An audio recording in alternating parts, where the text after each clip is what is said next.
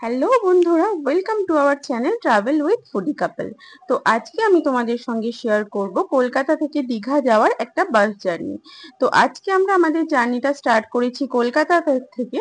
তো আজকে আমাদের বাস এই যে তোমরা দেখতে পাচ্ছ রুবি পরিবহন, আর এটাতে করেই কিন্তু আজকে আমরা কলকাতা থেকে দীঘা যাব। আর এখন আমরা দাঁড়িয়ে আছি স্প্ল্যানেডে, আর এই বাসটা কিন্তু ছাড়ে সকাল 7টায়। তো চলো তোমাদেরকে দেখাই বাসটা কেমন। আচ্ছা, তো এই যে দেখো এখানে কিন্তু বাসের লাগেজ রাখার ব্যবস্থা রয়েছে এই নিচটাতে। তো এখন লাগেজ রাখা হচ্ছে এবং ওনারা কিন্তু টোকেনও প্রোভাইড করে দেন, তো কোনো অসুবিধা নেই। আর আজকে কিন্তু বেশ ভিড় আছে, বাসটা কিন্তু অলমোস্ট ফুলই ছিল। বাসটা যাই এবং তোমাদেরকে দেখাই বাসটা কেমন। তো এই যে তোমরা দেখছো এখন আমরা বাসে উঠছি। তো এই যে বাসে উঠেই কিন্তু প্রথমেই সামনে ড্রাইভার দাদার কেবিন রয়েছে এবং ওখানে কিন্তু পুজো হচ্ছিল, যেহেতু সকাল সকাল বাসটা ছাড়বে একদম প্রথম। তো সেই কারণে ওনারাও একটু পুজো দিয়ে নিচ্ছিলেন। এই যে পুরোহিত মশাই এখানে ধূপ দিচ্ছে। আর এইদিকে কিন্তু আমাদের বাসটা ইন্টেরিয়রটা এই যে তোমরা দেখতে পাচ্ছ, বাসটার কিন্তু নিচে সিটিং অ্যারেঞ্জমেন্ট রয়েছে এবং ওপরে স্লিপারটা ও দুদিকেই রয়েছে, বাঁদিকে এবং ডান দিকে। এই যে তোমরা দেখছো ওপরটা, এটা কিন্তু স্লিপার, বেশ বড় জায়গাটা, দুজনের জন্য এনাফ স্পেস দেওয়া রয়েছে। এবং এইখানটা তোমরা দেখতেই পাচ্ছ বেশ বড় সড়ো। আর এইদিকে কিন্তু একটা মানে শুবক্স টাইপ করা আছে, ওখানে তোমরা জিনিসপত্র রাখতে পারো, জুতোও রাখতে পারো। ওদিকে এসির ভেন্টিলেশন রয়েছে। আর এইদিকে কিন্তু দেখতেই পাচ্ছ ব্যাক রেস্ট কিন্তু দেওয়া রয়েছে। এই যে দেখছো ব্যাক রেস্ট গুলো কিন্তু বেশ ভালো কমফোর্টেবল। তো তোমরা বা স্লিপারটাও চাইলে যেতে পারো স্লিপারটাতে করে। আর এই যে সাইডে কিন্তু এখানে গার্ডও করা আছে। আর এই যে নিচে দেখছো এইগুলো কিন্তু আমাদের সিটিং অ্যারেঞ্জমেন্ট।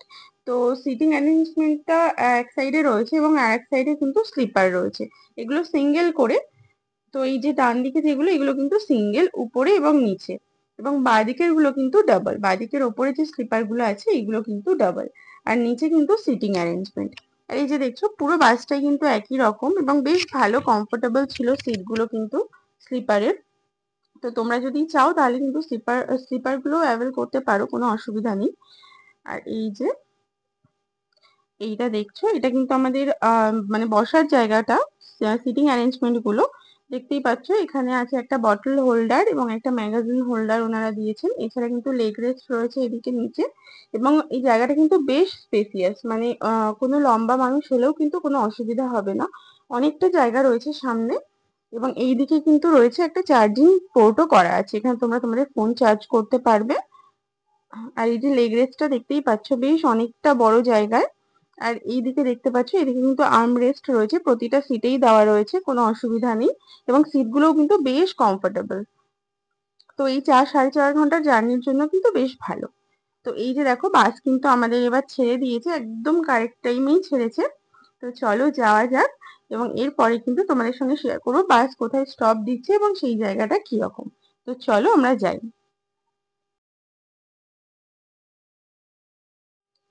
আর এই যে দেখছো বাস ছাড়ার পরেই কিন্তু ওনারা আমাদের প্রত্যেককে একটা করে জলের বোতল প্রোভাইড করে দিয়েছেন, এটা কিন্তু টিকিট প্রাইসের সঙ্গেই ইনক্লুডেড।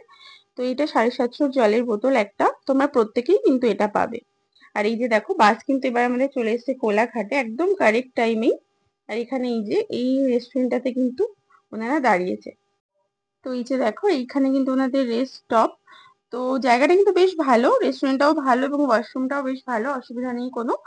আর চলো আমরা এখন একটু টুকটাক ব্রেকফাস্ট করব, তো দেখি কি পাওয়া যাচ্ছে ব্রেকফাস্টে।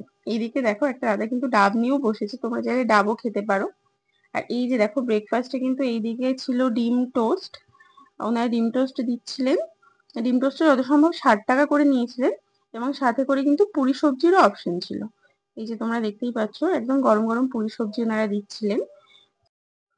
তো এই যে দেখো বাস কিন্তু আমাদের এবার কোলাঘাট থেকে ছেড়ে দিয়েছে। তো তোমরা এই যাত্রাপথটা একটু এনজয় করো এবার।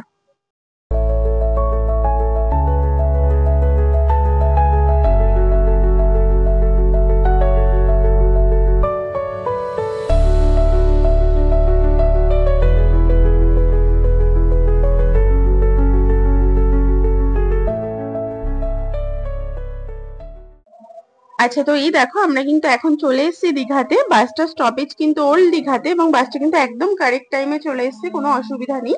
তোমরা কিন্তু চাইলে অবশ্যই এই বাসটাতে করে আসতে পারো। বাসটা কিন্তু 4-4.5 ঘন্টা জার্নির জন্য খুবই কমফোর্টেবল, কোনো রকম কোনো অসুবিধা নেই, জার্কিং নেই, খুবই ভালো বাস।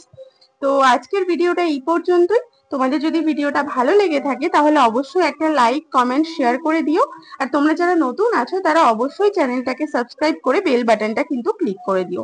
দেখা হচ্ছে পরবর্তী ভিডিওতে।